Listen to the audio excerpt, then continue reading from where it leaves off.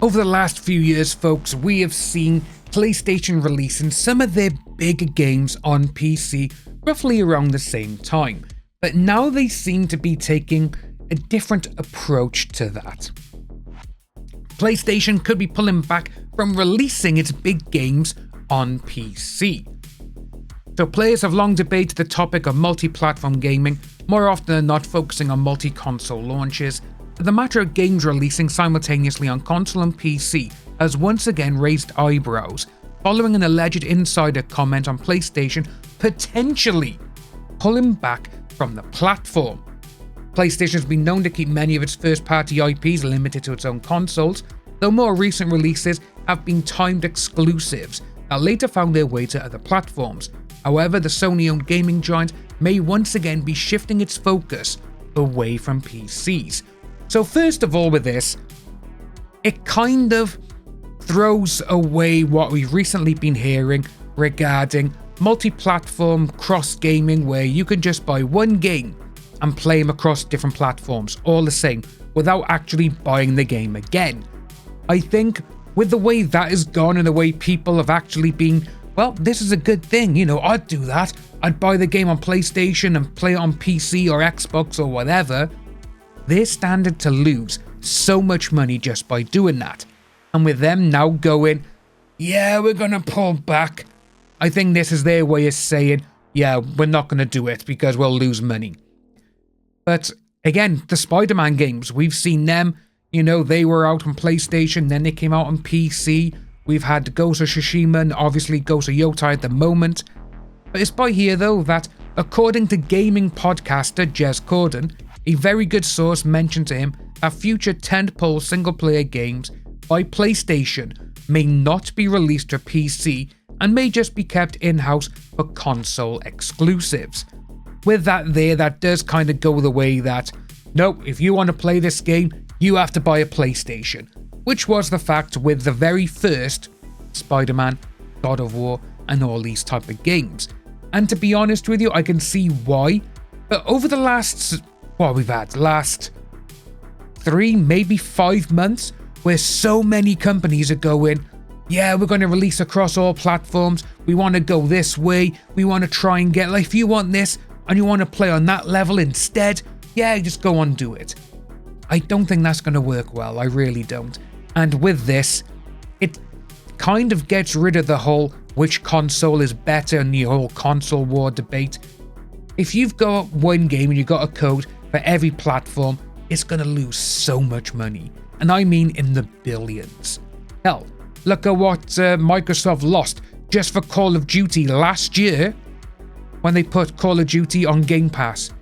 $300 million loss they did, which is absolutely insane when you think about it. But with this, it does kind of push the fact that, well, if we want to keep it just on PlayStation and we want to sell more consoles, you got to buy the game to play on that format. But it's interesting to see how now it's starting to be different, But going on, they say that the comment came amid discussions about PlayStation games released on Steam failing to receive the same virality as other titles on the platform, perhaps making PC a less lucrative outlet for Sony. Well, yeah, it's when you look at Steam and you look at the games that are currently on there where you can't even get them on console. Hell, last year we had Phasmophobia release on the PlayStation 5. It came out 5 years ago on Steam. You got Demonologist, came out in 2023. Still nothing going forward if it's going to come out on console. There's so many games that I play on Steam, which I would love to see a console get them, but it's not going to happen. It's really not. And when you got games like, like GTA, Call of Duty, Spider-Man, Gears of War, all these games are not PC centric. They're not made for PC. It's not like World of Warcraft, League of Legends and all this, where those have got the PC gamer in mind. Call of Duty and the other games we just mentioned, they're all console focused, because that's where the majority of the games get sold. But it's going to be interesting to see how they do this though. But it says as well that the frequent inability for PC ports of PlayStation first-party games to move the needle has allegedly left PlayStation more inclined to go the way of Nintendo in keeping its primary IPs limited to its own gaming systems. Yeah, could you imagine how much money Nintendo would lose if Super Mario came out on Xbox or PlayStation? They would lose billions. Because, you haven't got to buy a Switch, you got a PlayStation 5 or an Xbox already? Here, have Mario. It would lose so much money for them, it really would. By saying that, obviously presently no way of knowing if the power of the Steam machine will register as a major concern for competitors in the console gaming market. I think it will.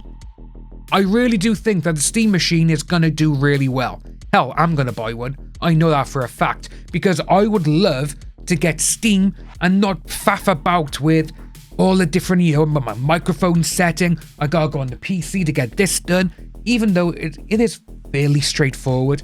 But with some people, they just want to plug and play. That is it.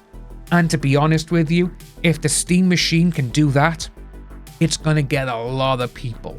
Like we were saying, Phasmophobia came out 4 years after it was first launched on Steam. Hell, Escape from Tarkov, even though it's just released this weekend, gone properly, the 1.0 version, that's been on Steam.